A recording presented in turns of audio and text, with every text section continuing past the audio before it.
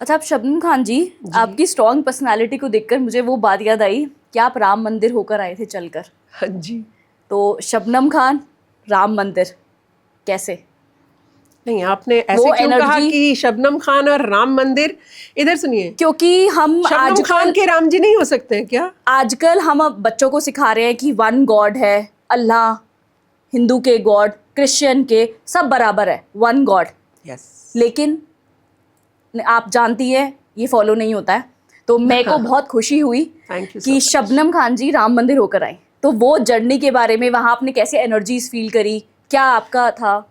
देखिए, जब मैं राम जी की बात करती हूँ तो थोड़ा सा एनर्जी बढ़ जाती है। मैं एक दिन अपने रूम में बेड पर बैठी हुई थी और आई एम स्टक। मेरे कमरे में बहुत तेज एक वाइट लाइट हो गई। अब मैं स्टक हूँ, मुझे दिख रहा है, समझ आ रहा है सब कुछ, पर हाथ पांव नहीं चल रहे हैं, लाइक दिस। और मुझे एनर्जी ही कहेंगे शायद उसे, हालांकि मुझे कुछ दिखाई भी दिया। प्रभु श्री राम ने दर्शन दिए मुझे। मैं सौभाग्यशाली हूँ। लोग राम राम राम राम करते रह जाते हैं और भगवान दर्शन नहीं देते हैं। मैं एक ऐसी सौभाग्यशाली लड़की हूँ कि मैं मुस्लिम होकर मुझे भगवान ने दर्शन दिए। बहुत बड़ी बात है जी। इससे आप एक शिक्षा तो अभी के अभी ले सकते हैं कि भगवान के लिए हिंदू मुस्लिम जात। नहीं होता है। भगवान के लिए आप उनके बच्चे, आप एक इंसान हैं और उनके लिए सब एक समान है। इससे ये तो शिक्षा पर हमको आधा सेकंड में मिल जानी चाहिए। बिल्कुल। अब भगवान ने मुझे बोला, क्योंकि राम मंदिर के लिए हमारे देश में लड़ाई चल रही थी सुप्रीम कोर्ट में कि भाई हमें राम मंदिर दीजिए। 500 साल लड़ना पड़ रहा है हमें हमारे भारत में अपने मंदिर को पाने के लिए। 500 साल हिंदू भाई लड़ रहे हैं भारत में, वो भी कोर्ट में, कि हमें हमारा मंदिर दे दीजिए। जो मुगल आक्रांता आकर, जो बाहर से आए थे मुगल्स, उन्होंने आकर हमारे मंदिरों पे कब्जा करके उन्हें तोड़ के मस्जिदें बना दी। ये तो सत्य है, इसमें कोई ना आप झूठ बोल रही है ना मैं झूठ बोल रही हूँ। ये तो इतिहास है, इसमें कोई आप और हम कहानी नहीं बना रहे हैं अपनी, इतिहास है ये। अब आप उस इतिहास को तो मान नहीं रहे, फिर भी हमारे भारत के हिंदुओं का दिल बड़ा देखिए आप, कि वो कोर्ट से लेकर आएंगे मंदिर को। हालांकि जरूरत नहीं थी, चाहे विवादित हो या बिना विवादित हो, पर सच बात तो यह है कि भारत में मंदिर को वापस लेने के लिए लड़ाई की जरूरत ही नहीं थी। मंदिर बना देना चाहिए था तुरंत। पर ये हिंदू भाइयों का बड़ा दिल है जो वो कोर्ट में पहुंचे। आप मुसलमानों के नाम पे पाकिस्तान भी ले लेंगे, आप मुसलमानों के नाम पे सब कुछ ले लेंगे, माइनॉरिटी बता बता के यहां पर सब कुछ ले लेंगे, लेकिन मंदिर वापस नहीं करेंगे। तो भगवान ने मुझे कहा, तुम मंदिर के लिए लड़ती थी, अब मंदिर बन गया है, तुम आओ, चलिए आओ, पैदल आ जाओ। यही वर्ड मुझे सुनाई दिए थे।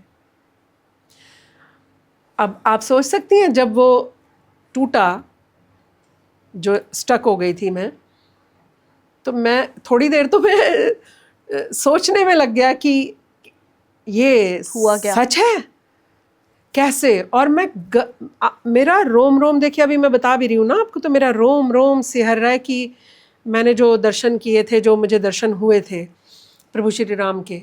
तो ये जो हम फोटो भगवान की देखते हैं ना, इसमें भी शायद कलाकार ने वो बनाई तो बहुत खूबसूरती से है, पर वो नहीं डाल पाया जो मैंने देखा, उनका रूप, वो सुंदर रूप, वो आभा, वो मतलब गदगद हो जाता है मन जब भी याद आता है। अभी आपसे बात करते में भी, तो मैंने एक बैग खरीदा पीछे लेकर चलने के लिए, और बड़ी खुश कि राम मंदिर मैं पैदल जाऊंगी। मैं निकल पड़ी 3 जनवरी को, और गाज़ियाबाद, दिल्ली से गाज़ियाबाद, बुलंदशहर, अनूपशहर, बबराला, बैरपुर, अलागंज, अलापुर, इस तरीके से मैं गांव-गांव होती हुई मतलब गई। आपने कोई दूसरा थॉट नहीं दिया उस इंसिडेंट के बाद कि मुझे जाना चाहिए या नहीं? सोच ही नहीं आएगी ना। इधर सुनिए, आपको अगर सामने आके साक्षात भगवान कुछ कह दें, फिर आप कुछ सोच पाएंगे?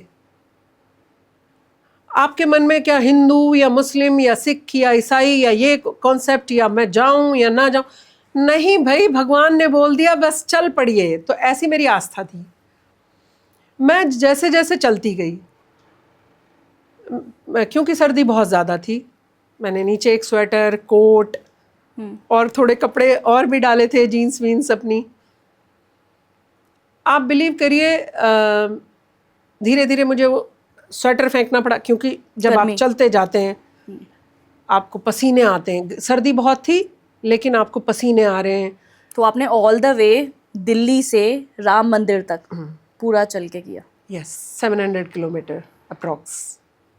अब मैं चलती जाती थी और राम आएंगे आएंगे राम आएंगे, मेरी कुटिया के भाग अब खुल जाएंगे राम आएंगे।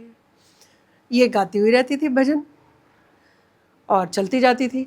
अब मैं जैसे जैसे मैं आगे बढ़ती गई, धीरे धीरे मेरा ऑरा बदल गया पूरा, जैसे प्रभु श्री राम समा गए हो मेरे अंदर, इस तरीके का मेरे अंदर वो हो गया। और मेरे बाल आप देखेंगी तो ऐसा लोग बोलते थे कि राम जी जैसे ही तुम्हारे बाल भी हो गए, जैसा वो जब वनवास के लिए गए थे ऐसे बाल वाल बिल्कुल ऐसे ही हो गए थे मेरे। और आभा मंडल एकदम बदल गया। बहुत एक अंदरूनी एनर्जी जो मैंने फील की है, मैं उन सौभाग्यशाली लोगों में से हूँ जिसने प्रभु श्री राम को यहाँ महसूस किया है अपनी ब्रीथ के साथ। कैसे? एक तो आप राम राम बोलते जा रहे हैं, ऊपर से आपके अंदर आपको लग रहा है कि एक ऐसी पावर समा गई है और वो भगवान की है, प्रभु श्री राम की। ऐसी पावर समा गई ना, आपको निर्भीक हो गए, आप डर नहीं रहा है आपको, दुनिया आपको दिखनी बंद हो गई है। आप ये फोन और चीज सबसे एकदम कट से गए हो? बिल्कुल। आप बिलीव नहीं करेंगी, मुझे कांटेक्ट लिस्ट खत्म हो गई थी मेरी, दिखता नहीं था कोई नंबर। और क्योंकि मेरे मदर फादर नहीं हैं अभी इस दुनिया में, और ITO कब्रिस्तान पर उनकी कब्र हैं दोनों की, मुझे सिर्फ एक ही चिंता थी जब मैं भगवान से बोलती थी कि मैं वहाँ नहीं जा पाऊँगी, क्योंकि मैं डेली जाती हूँ कब्रिस्तान। अच्छा, आप डेली जाते हैं? जी, अपने पहले मदर की कब्र पे जाती हूँ, आसपास ही हैं दोनों, एक ही कब्रिस्तान में। फिर फादर से बहुत ज़्यादा अटैच्ड हूँ। तो आप फील करती है हाँ बिल्कुल, कि दिखते आज भी भी हैं। आपके पेरेंट्स? हाँ, दिखते भी हैं मुझे, बहुत शानो शौकत के साथ दिखाई देते हैं। ऐसा आपके साथ शेयर कर रही हूँ, हालांकि मैं शेयर नहीं करती हूँ ये।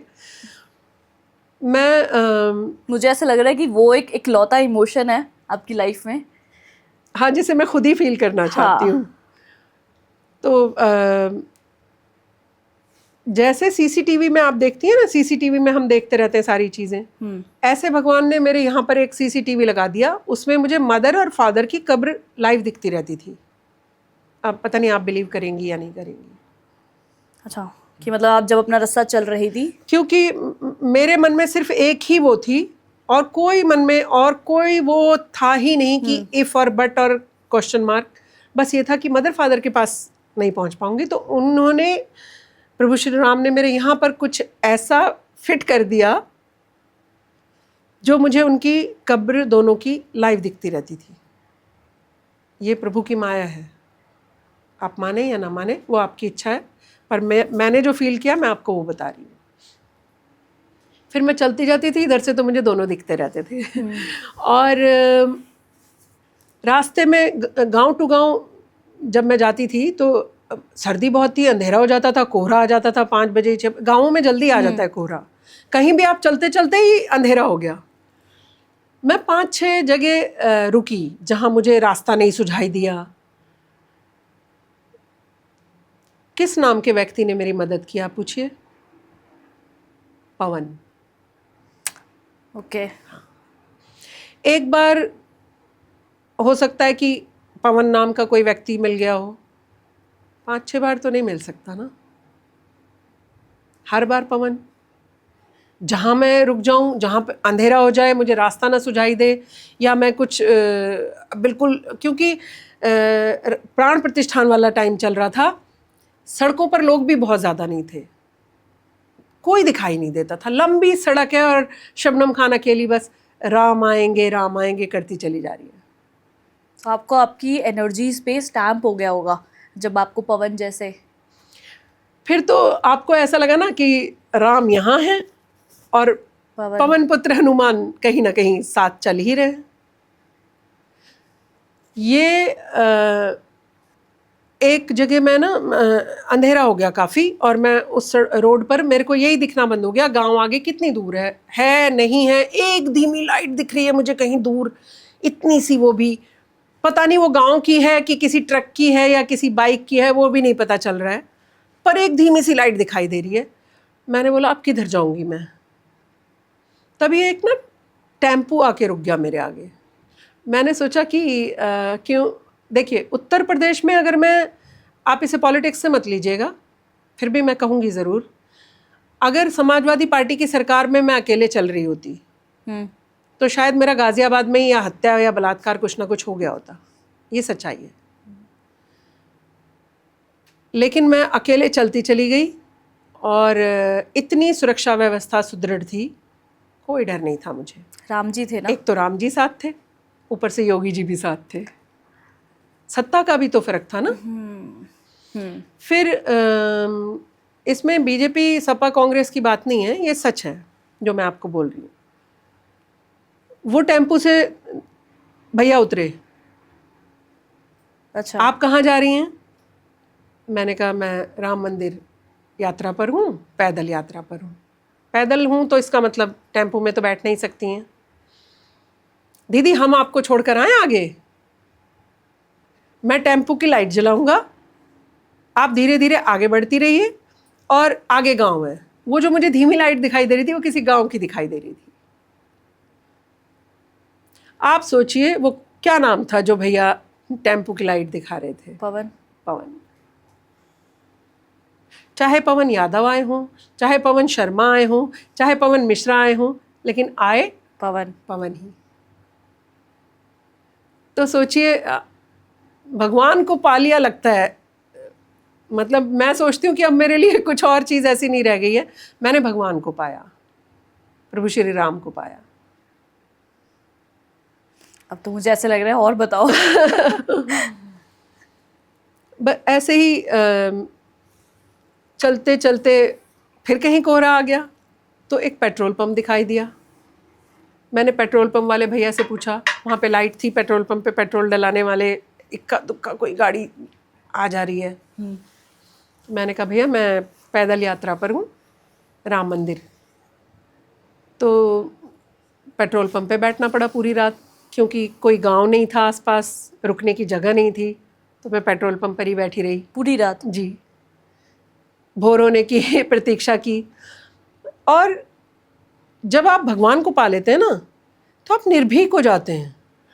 अभी आप और हम दिल्ली में पैदा हुए पले बढ़े हैं, दिल्ली में अगर कोहरा हो जाए और कोई हमें कहे चलो उधर तक चले, नहीं जाएंगे। नहीं, बहुत दिखाई भी नहीं दे रहा है। मुझे डर ही नहीं लगता था, इतनी पुलिया आ गई है, मैं चली जा रही हूँ, बस राम आएंगे, कोई डर नहीं। वरना सर्दी के समय क्या, उत्तर प्रदेश में तो वैसे ही डर लगता है कि भाई गांव है, कोई खेत में खींच ले, कोई कुछ, ऐसा सुनते ही आ रहे हैं हम बचपन से, कोई डर नहीं। मैं निकली हूँ, बस अपना बैग लिया, बस चली जा रही हूँ। फिर ऐसे ही बढ़ते बढ़ते संडीला गांव पहुंची, फिर आगे लखनऊ पहुंची, फिर मैं राम मंदिर के मैंने देखा 11 किलोमीटर रह गया, रामपथ पे पहुंच गई मैं, क्योंकि बहुत सारे इंसिडेंट है, एक एक चीज़ बताऊंगी तो। हाँ, मैं गांव वाले चलते थे मेरे साथ ना, 2 किलोमीटर 3 किलोमीटर गांव वाले भी चलते थे मेरे साथ। अच्छा, मतलब वो साथ में आपको हाँ, 2 किलोमीटर तक भजन भी गाते थे, कहते मतलब तो थे, आपने सभी की कहते जिंदगी तो में थे कि वहां तक चलेंगे राम मंदिर तक, पर 1-2 किलोमीटर में थोड़ा फिर जाता था। हाँ। अब मुझे यहाँ से वहां तक सांप दिखाई दे रहा है, पीला बड़ा, जैसे मैंने शर्ट पहनी हुई है, इस शर्ट का याद आ गया मुझे, जैसे ही मुझे, हालांकि कहते हैं हर हर महादेव बोलिए, शायद वो शिव शंभू का रूप थे। आप मेरे साथ बैठी हैं, अगर मुझे यहाँ कुछ दिखाई देगा आपको भी दिखाई देगा ना। तो गांव वाले जो चल रहे हैं उनको नहीं दिखाई दे रहा है, सिर्फ मुझे दिखाई दे रहा है। रोड पर इधर से उधर तक जा रहा है, लंबा सांप है भी। तो फिर ये तो मुझे अब बाद में किसी ने बताया कि आपने भगवान शिव का भी दर्शन कर लिए। और रामपथ देख के ना मैंने कहा 11 किलोमीटर, मुझे तो बड़ा घमंड आ गया कि मैं इतना लंबा चल चुकी हूँ, 11 किलोमीटर रह गया है बस। आप यकीन मानिए वो रामपथ 100 किलोमीटर जितना लंबा हो गया। कि वो जो एक फीलिंग आ गई ना घमंड की जी, उसको तोड़ने के यहाँ लिए। से ये भी शिक्षा लेनी चाहिए हमें कि हम कितना भी बड़ा कोई भी काम कर रहे हो, हमें घमंड नहीं करना है। मैं बहुत थक गई थी, पूरी रात चली थी मैं, 2 दिन से पूरी रात भी चल रही थी, दिन भी चल रही थी, बस बैठी फिर चली फिर बैठी फिर, है ना, ऐसे सड़क पे जैसे। और कुछ लोग भी चल रहे थे, इक्का दुक्का कोई नज़र आ जाता था। मेरे पैरों में छाले पड़ चुके थे, वो फट गए थे, खून निकलता था, तो शूज़ पहनना भी बहुत भारी पड़ रहा था मुझे। सॉक्स भी चिपक जाते थे उस पर, शूज़ भी पहनकर उंगलियां मेरी मुड़ गई थी। अभी जबकि 24 की बात है ये, 3 जनवरी 2022 की, अभी भी मेरी उंगलियां सीधी नहीं हुई हैं, उनमें गांठें सी पड़ गई हैं, क्योंकि यूँ मोड़ के रखने पड़ता था शू, ताकि नीचे जो छाले पड़ के फट गए हैं उसमें थोड़ा कम लगे वो तो। लेकिन दर्द नहीं होता था। हाँ, वरना किसी के खून निकल रहा है, छाले नहीं हैं। अभी यहाँ पर कुछ हो जाए, आपकी मेरी उंगली पे भी कट आ जाए, आप और मैं रोने बैठ जाएंगे, वो है ना, ड्रेसिंग कराते हैं, चलिए हॉस्पिटल चलते, कुछ नहीं। मुझे लोग कहते थे मरहम लगवा लीजिए, मैं कहती थी क्यों, भगवान श्री राम के पास जा रही हूँ मैं, वो करेंगे सब ठीक। तो बस ऐसे मैं चलती जा रही हूँ भाई, अब तो मैं पहुँचने वाली हूँ। रामपथ हो गया 100 किलोमीटर लंबा, मैं चले जा रही हूँ, सुबह से चले जा रही हूँ भाई, वो सड़क पूरी नहीं हो रही है। तो मैंने भगवान से माफ़ी मांगी, मैंने कहा भगवान मुझे क्षमा कर दीजिए, रोड थोड़ा, यही शब्द थे मेरे। तो आपको रियलाइज़ कैसे हुआ कि वो शब्दों की वजह से ये हो रहा है? वो भगवान किस लिए बैठे हैं, यही खींचाई करने के लिए तो बैठे हैं ना, कि घमंड नहीं करना आपने, वरना तभी खींच लूँगा। हाँ खींच दिया ना उन्होंने। अब वो सड़क जो मैं 2-4 घंटे में क्रॉस कर जाती, वो नहीं हो रही है कवर मेरे से। मैं रोने लगी, जब मैंने माफ़ी मांग ली मैं रोने लगी, मैंने अपनी आंखों पर ऐसे हाथ रखे। आप बिलीव करिए, देखिए अभी भी मेरे हाथ पैर, क्योंकि एनर्जी मेरी बदल जाती है जब मैं भगवान राम का कुछ बात करती हूँ। वो रोड गायब हो गया जो 100 किलोमीटर लंबा हो गया था, और मैं कहाँ खड़ी थी, राम मंदिर के गेट पर, ऐसा। आपके पूरे सफ़र में खाना पानी, जहाँ मैं गाँव में रुकती थी, अगर कोई धर्मशाला है तो वहाँ गांव वाले सब आ जाते थे, इकट्ठे होते थे, पता चलता था दीदी निकल रही हैं इधर से, बहुत सम्मान दिया, बहुत सम्मान। एक सब लोग जुड़े हुए मेरे साथ, अभी भी जहाँ जहाँ से मैं निकली हूँ सब लोग जुड़े हुए हैं। आप थैंक यू भी बोल सकते हो सबको। हाँ, मैं सबका शुक्रिया अदा हर माध्यम से करती रहती हूँ, क्योंकि समझिए वो मेरे परिवार हैं, प्रभु श्री राम ने मिलाया मुझे उनसे, कहीं ना कहीं किसी भी जन्म के हों या इस जन्म के हों, वो मेरे परिवार के हिस्सा हैं। ऐसे तो पूरा देश ही अपना है, लेकिन वो सब मेरे सोलमेट्स हैं। मुझे ऐसा लगता है, चाहे माँ मिली हो, चाहे दादाजी मिले हो, चाहे भैया मिले हो, बहनें मिली हो, भाभियाँ मिली हो, मुझे परिवार लगता है वो मेरा अपना। यूं ही नहीं रुकी मैं कहीं भी, मेरा उनसे कोई ना कोई कनेक्शन ज़रूर था जहाँ जहाँ मैं रुकी हूँ, जो लोग मुझे मिले। तो एक मैं सवायजपुर, शायद गांव का नाम है, थोड़े अभी गांव के नाम लेने में मेरे को, और बहुत बहुत कठिन गांव के नाम थे। मैं वहाँ पर पहुँची तो उन्होंने कहा दीदी हमारा एक नया घर बना है, आप उसमें पैर रखिएगा। मैंने कहा जी ठीक है। वहाँ माता जी, तो उनकी मदर ने मुझे बोला क्या मैं आपको कुछ बोलूं? मैंने कहा जी जी मम्मी बताइए। उन्होंने कहा कि जब आप अंदर आ रही थी मेरे घर में तो आपके पीछे मैंने देवताओं को आते देखा, आपके पीछे पीछे आपके साथ साथ देवताओं ने एंट्री करी हमारे घर में। अब ये उनकी श्रद्धा कहिए, आस्था कहिए, जैसे मेरी आस्था थी भगवान राम में, मेरी श्रद्धा है, मैं चल पड़ी हूँ। अभी भी आप उनसे अगर बात करना चाहेंगी वो बताएंगी आपको ये बात। तो वो गाना है ना, पता नहीं किस किस भेष वेश में में आकर नारायण मिल जाएंगे। आपका उनके घर में जाना, नए घर में जाना। और गांव वालों ने जितना प्रेम दिया ना, वो देखिए, हिंदू मुस्लिम यहाँ पर हम बात करते रहते हैं कि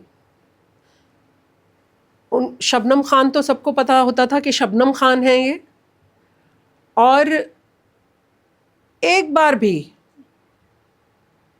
सनातनियों को सलाम करना चाहिए हमेशा। हिंदू धर्म के लोगों को हमेशा सलाम करना चाहिए। इतने धार्मिक, मन में कोई हिंदू मुस्लिम वाद नहीं, सब आशीर्वाद ले रहे हैं पैर छूकर, चाहे बुजुर्ग हों, बच्चे हों, जवान हों, क्योंकि सब कहते थे कि जब आपको देखते हैं तो प्रभु श्री राम के दर्शन होते हैं। ये श्रद्धा होती है इंसान की। और मुसलमान थोड़ा बुरा मानेंगे पर सच तो सच है ना, सच बोलना पड़ता है। अगर एक आधा मुस्लिम, वो भी एक शिया थे, उन्होंने मेरा खैर मकदम किया वरना कोई मुसलमान बाहर निकल कर नहीं आया।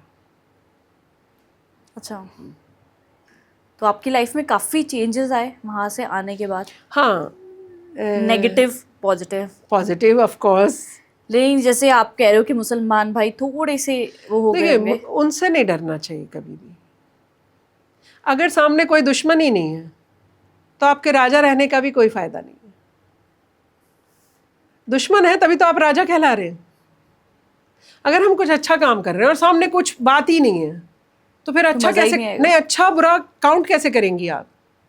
अच्छा बुरा तभी तो काउंट कर पा रही हैं कि अरे एक तबका तो इस तरीके का है और आप ऐसा कर रही हैं।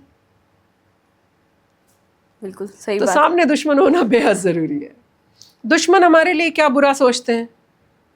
कोई हमारे ऊपर गोली चला देता है, कोई हमें गाली बक रहा है, अभद्र भाषा का इस्तेमाल करते हैं हमारे लिए, आरएसएस के हो, ये हो, वो हो, जो भी जिस तरीके का जिस जाकी रही भावना जैसी प्रभु मूर्तिन देखी तैसी, तो वो हमें उसी नज़रिए से देख रहा है जिसकी जैसी भावना है। एक तरफ लोग पाँव छू रहे हैं और प्रभु श्री राम के दर्शन कर रहे हैं, एक तरफ लोग गालियाँ बक रहे हैं, मुस्लिम्स की जिनकी आप बात कर रही हैं। पर मैं ये बोल रही हूँ कि शायद कुछ बदलाव तो आता है। कुछ मुस्लिम भी धीरे धीरे समझ पा रहे हैं चीज़ों को, और अगर हमने एक भी व्यक्ति को सही चीज़ समझा पाए, वो भी बहुत बड़ी चीज़, हमारा जन्म सफल हो गया। इसका मतलब हम ये जो जन्म लेकर आए थे इस दुनिया में, हमने कुछ तो अच्छा कर दिया, अगर एक को भी कुछ सुधार पाए तो। और काफ़ी बदलाव आया है। जहाँ सिर्फ कटुता थी, धीरे धीरे फिर लोग मुझे बोलते थे कि हम भी जाना चाहते हैं लेकिन मुल्ला से डर रहे हैं। अच्छा, हाँ, एक तरफ ये वाले लोग भी मिले। जब मैं राम मंदिर से आ गई थी तो मैंने किसी को प्रसाद दिया, मैंने कहा राम मंदिर से आई हूँ, उन्होंने फेंक दिया। मुस्लिम में रहता है, मुस्लिम प्रसाद भी नहीं पकड़ते जल्दी से। तो मैं चाहती हूँ कि कहते हैं भाई हिंदू में भी तो ये है, हिंदू में भी तो वो बुराई, वो कम से कम समझते तो है अपनी बुराइयों को। आप तो अपनी बुराई को बुराई ही मानने को तैयार नहीं है, आप तो अपनी कमियों को कमी बताने को ही तैयार नहीं है। तो आपकी लाइफ में कैसे चेंज आया इस पूरे चैप्टर का? देखिए, मैं गुस्सा ख़त्म हो गया, शांत हो गया। अरे प्यारी सी स्माइल। हाँ, स्माइल तो हमेशा से है और भगवान ने उसमें शायद 4 चांद लगा दिए। और पहले जो चीज़ों को मैं सोचा करती थी मेरे काम करने में भी परिवर्तन आ गया। डरती तो मैं कभी भी नहीं थी, ना गुंडों से ना किसी से। डरी तो मैं कभी नहीं, मैं आर्मी ऑफिसर की बेटी हूँ, तो डर तो मेरे डिक्शनरी में वर्ड नहीं है। पर हाँ, अग्रेशन ख़त्म हो गया और बहुत चीज़ें मुझे दिखाई और समझ आने लगी हैं। आप इसको इंट्यूशन भी कह सकती हैं। मुझे इंट्यूशंस होने लगे। एग्जाम्पल? किसी का फ़ोन आया, उसने मुझे सिर्फ इतना कहा कि आज मैं बहुत दुखी हूँ दीदी, और आज ना सुबह कोई बात हो गई। तो मैंने उसको टाइम भी बताया और किसने उसको मैसेज करके क्या कहा ये भी बता दिया। मैंने बोला तुमको उसका फ़ोन आया, मैसेज आया, और शायद बात ये थी। तो ऐसी बहुत सारी चीज़ें होती रहती हैं दिन भर। अब मैं अपनी मर्ज़ी से थोड़ा कम करती हूँ, भगवान की मर्ज़ी से, और मुझे थोड़ा चालाक भी किया है भगवान ने, समझदार भी कह सकते हैं इसको। पहले मैं चीज़ों को कम समझ पाती थी, लोगों पे विश्वास बहुत जल्दी कर लेती थी। भगवान अब मेरे को, आप पता नहीं इसको बिलीव करेंगी या नहीं, अब अगर जैसे कोई सामने 4 लोग बैठे हैं, भगवान मुझे बोलते हैं इनमें से ये लोग अच्छे नहीं हैं। मतलब आप कह रहे हो कि इनके- आपका उतना कनेक्शन बन चुका है? यस, मैं प्रभु श्री राम से कनेक्टेड हूँ, वाईफाई के माध्यम से क्योंकि हम लोग तो यही सब चीज़ें देखते हैं ना। मेरे को एक हालांकि क्वेश्चन आ रहा है। आत्मा से जुड़ाव है, लेकिन वाईफाई मैंने इसलिए नाम लिया कि वाईफाई से आजकल लोग Gen Z है। हाँ, ये इसलिए। आपने मुझे ये बोला था कि आपको सपने में ऐसा हुआ था कि आपके घर में वाइट लाइट बहुत ज्यादा आई, तो उससे पहले आप जागते हुए ही हुआ था। स्टक थी, हाथ पाँव नहीं हिल रहे थे, बट आंखें काम कर रही थी। लेकिन आप कुछ ऐसा मांग रहे थे अपनी लाइफ में कि आप भगवान से वो चीज़ बोल रहे हो कि मेरे को दर्शन करने हैं, या आप कोई मेडिटेशन कर रहे थे? मतलब अगर मैं प्रैक्टिकली बात मैं करूँ तो। बहुत सालों से राम मंदिर जाना चाहती थी। अच्छा। जब मैं लड़ती भी थी कि भाई राम मंदिर के लिए क्यों कोर्ट जाना है, राम मंदिर ऐसे ही बनाना चाहिए, मुस्लिम्स को भी आगे आकर कहना चाहिए कि भाई राम मंदिर भारत में नहीं तो फिर कहाँ। आक्रांताओं ने क्या, मुगल आक्रांताओं ने आके मंदिर तोड़े नहीं? ये झूठ थोड़ी है, ये तो सच है। तो मेरा तब भी मन करता था कि मैं पैदल ही पहुंचूं। और आप मेरे कुछ इंटरव्यूज भी देखेंगी ना, तब भी मैं यही कह रही हूँ, मेरा मन है कि मैं कोई शिला सर पे रख के लेके जाऊं और राम मंदिर पैदल जाऊं। पहुंचूं। मैं तब भी ऐसे बोलती थी।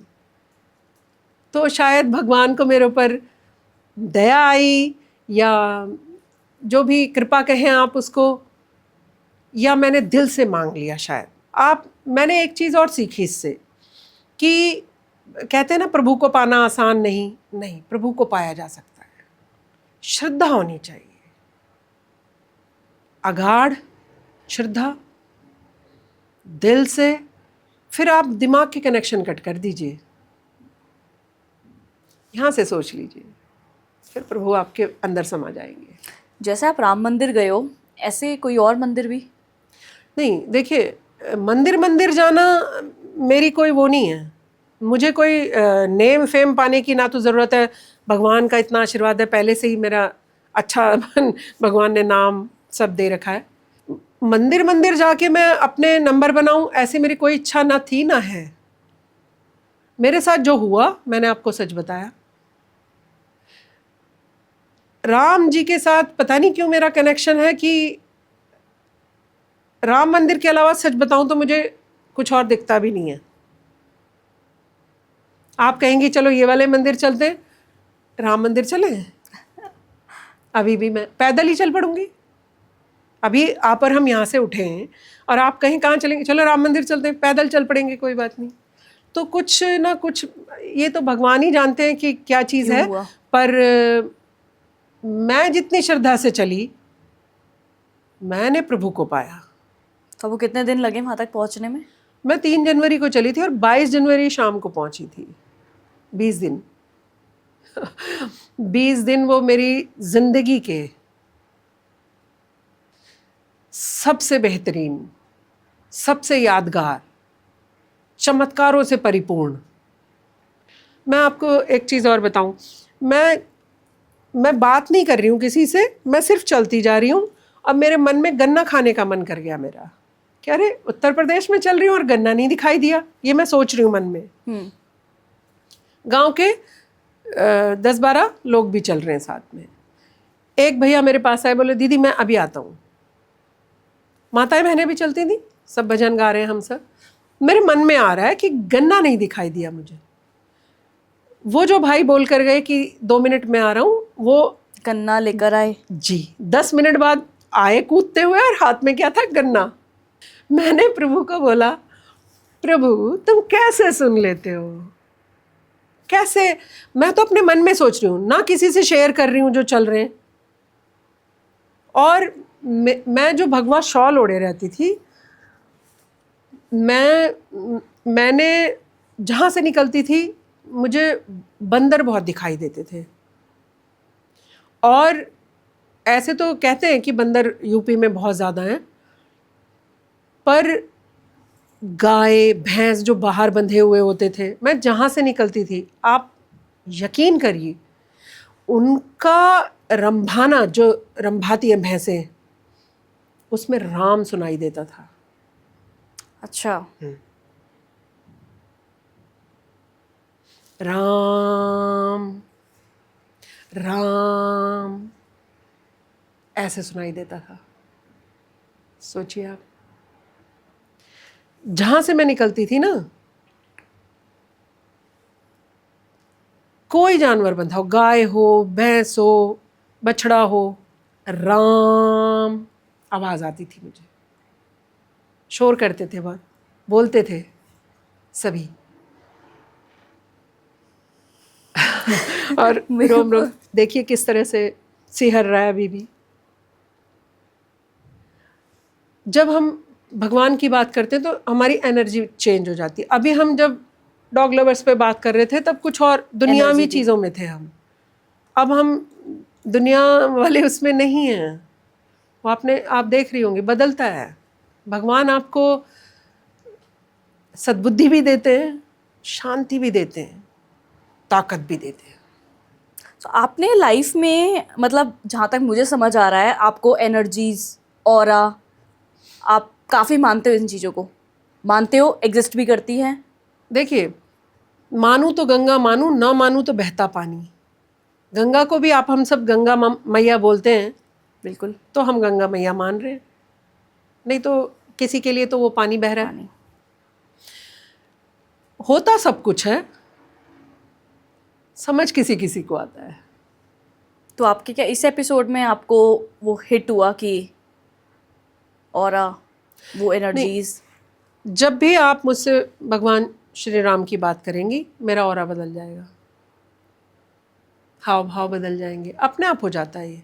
आप और हम अभी जब हम इसे छोड़ेंगे, जब वो टूटेगा मेरा, जो मैं अब फील कर रही हूँ, तो मैं बदल जाऊंगी, मेरी भाषा बदल जाएगी, मेरे बात करने का तरीका बदल जाएगा। ये है। और एनर्जीज तो होती हैं, अच्छी बुरी, जो हम लोग बोलते हैं। जैसे मेरे मदर फादर को मैं कब्रिस्तान, मैंने बताया, जाती रहती हूँ, तो एक मुसलमान ने मुझे बोला, मुल्ला से बैठे हुए थे कब्रिस्तान में जो आते रहते हैं, कहने लगे कि भाई औरतों का आना मना है, औरतें कब्रिस्तान में आती हैं तो आदमियों को नेकेड दिखाई देती हैं, मीन्स बिना कपड़ों के दिखाई देती हैं। तो मैंने बोला, यहाँ तो औरतें भी दफन हैं अंकल, आप भी फिर नेकेड ही दिखाई देते होंगे बिना कपड़ों के, तो आप भी मत आया करो, या तो आप भी मत आया करो, या हम तो रोज़ आएंगे। और मैं आपको बताऊँ, मैंने अपने फादर को कंधा दिया, अपने फादर की नमाज अदा की।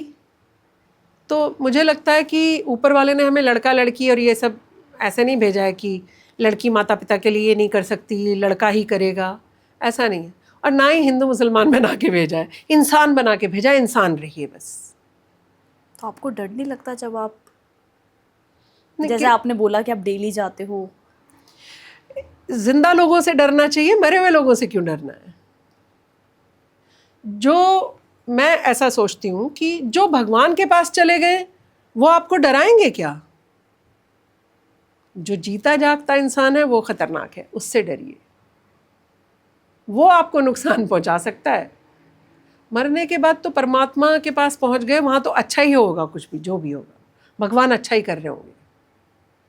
भगवान ने वो जो शातिर दिमाग होगा ना वो भी शांत कर दिया होगा, मैं ऐसा सोचती हूँ। बाकी कोई कितना भी ज्ञान बघाड़ता रहे, दूसरों के ज्ञान से मुझे कोई लेना देना नहीं। मुझे जो भगवान ने ज्ञान दिया है मैं उसमें खुश हूँ।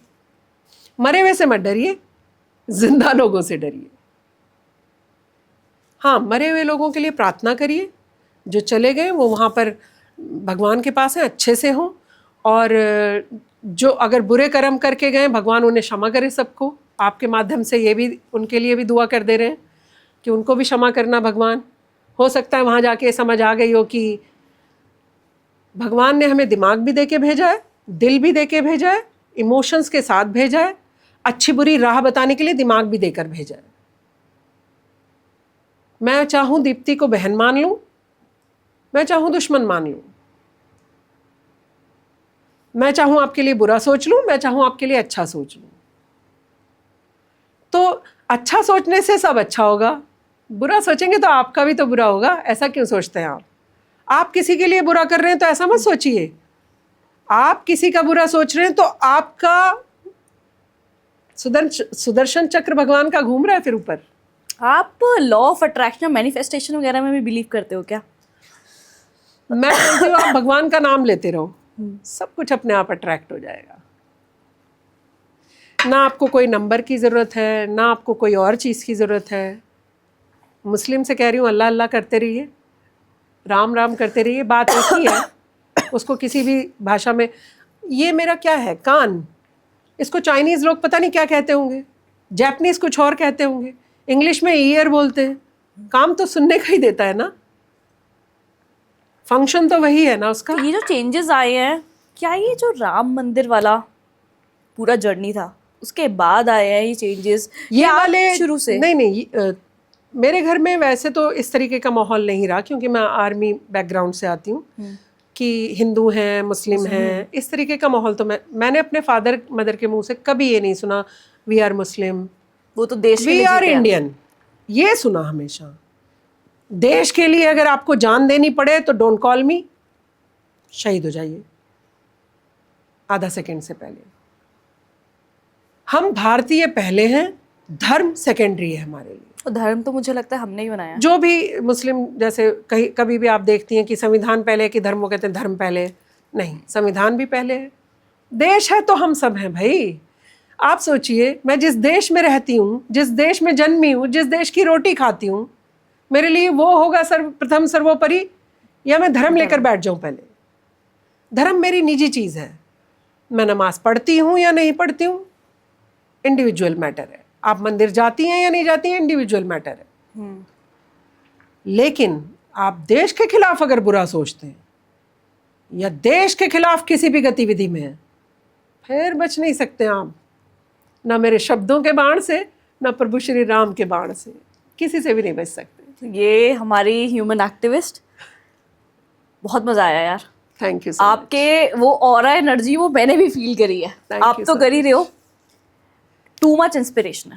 Thank you so much. आपको, आपके सारे व्यूअर्स को जय श्री राम, थैंक यू। जय हिंद, जय भारत। जय हिंद।